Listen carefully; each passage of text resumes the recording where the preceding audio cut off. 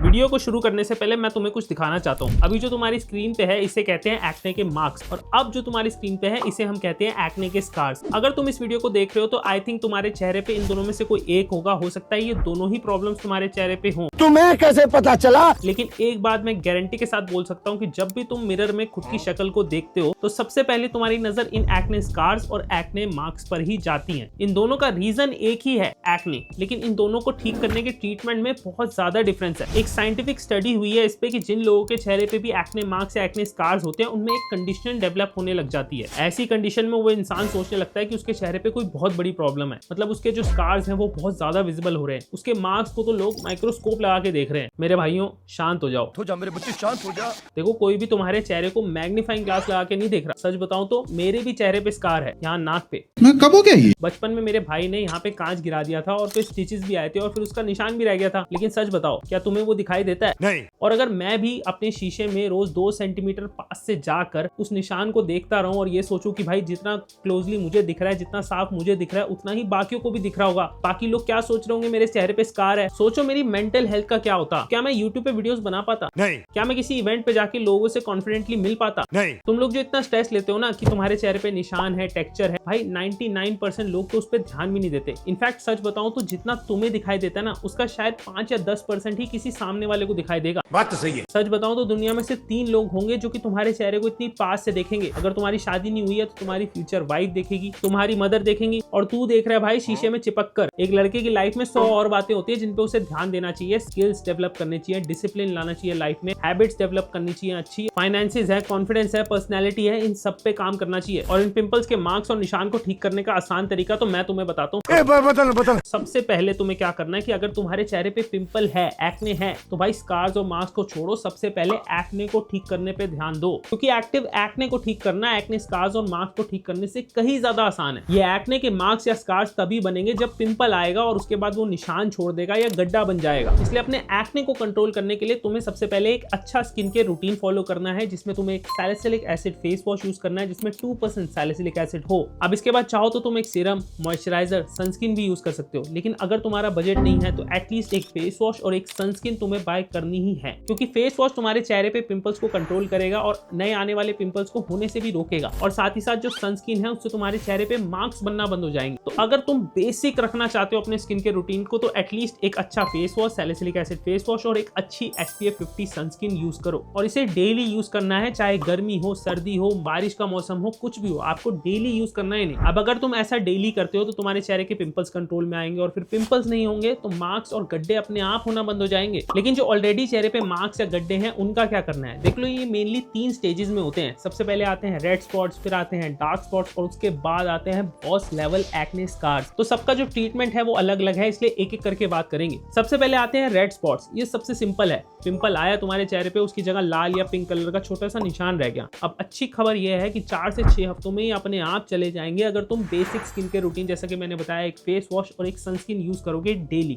लेकिन इसके साथ साथ अगर तुम एक नाइसिनामाइड फेस सीरम यूज करोगे तो तुम्हारे मार्क्स को लाइटन करने की स्पीड बढ़ जाएगी और तुम्हारे मार्क्स जल्दी लाइटन हो जाएंगे, जल्दी चले जाएंगे। एक 5 से 10% नाइसिनामाइड फेस सीरम यूज करो डेली फेस वॉश करने के बाद। सुबह और रात दोनों टाइम यूज करो। नाइसिनामाइड एक बहुत ही सेफ और जेंटल इंग्रेडिएंट है, बिगिनर फ्रेंडली। अगर तुमने लाइफ में कभी भी कोई सीरम यूज करा भी नहीं है ना, तुम्हारी सेंसिटिव स्किन भी है ना, तब भी तुम नाइसिनामाइड फेस सीरम यूज कर सकते हो। अब इसके बाद आती है स्टेज 2 यानी कि डार्क स्पॉट्स। ये थोड़ा सा मुश्किल है इसे हटाना, और ये बहुत कॉमन प्रॉब्लम है स्पेशली हम इंडियंस की, क्योंकि हमारा मीडियम स्किन टोन है, थोड़ा सा डस्की स्किन टोन है, इसलिए हमारे चेहरे पे मेलेनिन प्रोडक्शन ज्यादा होता है और डार्क स्पॉट जल्दी बन जाते हैं। डार्क स्पॉट बना कैसे? जब तुमने अपने रेड स्पॉट को यानी कि फर्स्ट स्टेज को इग्नोर कर दिया, कोई सनस्क्रीन नहीं लगाई, कोई सीरम नहीं यूज करा, फेस वॉश भी नहीं अच्छा यूज करा, तो वो कन्वर्ट हो जाता है डार्क स्पॉट्स में सन की यूवी रेडिएशन के अंडर। अब उस छोटे से एरिया में तुम्हारी बॉडी ने काफी सारा मेलेनिन एक जगह इकट्ठा कर दिया है, जिसे हमें हटाना पड़ेगा। अब अगर तुम फेस वॉश, सीरम और सनस्क्रीन यूज करते रहोगे, जो मैंने पहले स्टेप में बताया था, तो ये जो डार्क स्पॉट है ये 6 महीने में जा सकता है। लेकिन अगर तुम्हें उसे जल्दी हटाना है तो तुम्हें यूज करना है एक ऐसा इंग्रेडिएंट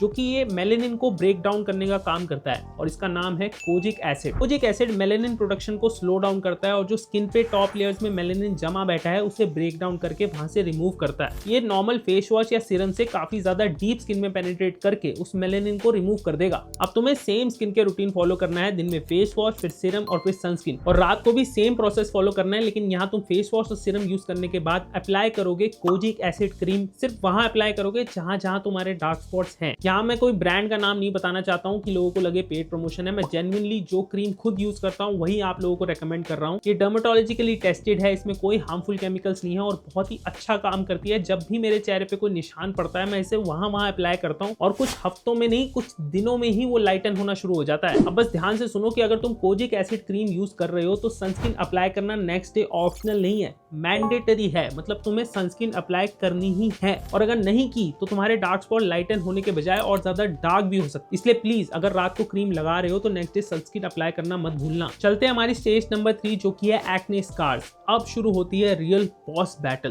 क्योंकि ये काफी मुश्किल है ठीक करना। किसी नॉर्मल छोटे मोटे पिंपल की वजह से तुम्हारे चेहरे पे एक्ने स्कार्स नहीं बन सकते। ये बनते हैं मोटे डीप एक्ने की वजह से, जो कि तुम्हारी स्किन के जितना ऊपर दिखाई देता है उससे कहीं ज्यादा डीप स्किन में जाके वहां के कोलेजन को ब्रेक डाउन कर देता है। और जब ये जाता है तो एक खाली गड्ढा या फिर एक खाली जगह छोड़ देता है, जिसे बॉडी रिपेयर करने की कोशिश करती है। वहां पे कोलेजन भरती है लेकिन पूरे तरीके से कई बार नहीं भर पाती और एक अनइवन सा सरफेस रह जाता है, जिसे हम कहते हैं acne scar. Over the counter products यहाँ काम ही नहीं करेंगे। कोई सीरम, कोई मॉइस्चराइजर, कोई क्रीम यहाँ काम नहीं करेगी। इनफैक्ट जो रेटिनॉइड्स हैं जो कि सिर्फ डॉक्टर्स प्रिस्क्राइब करते हैं, उन्हें यूज करके भी सिर्फ 5 से 10% का फर्क आता है, वो भी अगर तुम लकी हो तो। असली इंप्रूवमेंट आती है क्लिनिकल ट्रीटमेंट से, जैसे कि माइक्रो नीडलिंग। ये छोटी छोटी नीडल्स तुम्हारे चेहरे पे छोटी छोटी इंजरीज करती हैं, जिससे बॉडी को एक सिग्नल मिलता है कि यहाँ पे कोलेजन प्रोडक्शन बढ़ाओ। अब जब कोलेजन बढ़ता है तो तुम्हारे स्कार्स धीरे धीरे ऊपर उठने लगते हैं। लेकिन मैं कभी भी खुद से तुम्हें अपने चेहरे पे डर्मा रोलर या डर्मा स्टैंपिंग करने की सलाह नहीं दूंगा। ये 1.5 से 2 mm के डर्मा रोलर्स तुम्हारे चेहरे पे परमानेंट डैमेज दे सकते हैं, स्कारिंग हो सकती है, इन्फेक्शन हो सकते हैं। माइक्रो नीडलिंग या ऐसे कोई भी ट्रीटमेंट तुम्हें सिर्फ एक डॉक्टर के सुपरविजन में ही करवाने चाहिए, उससे सलाह मशवरा करके ही करवाने चाहिए।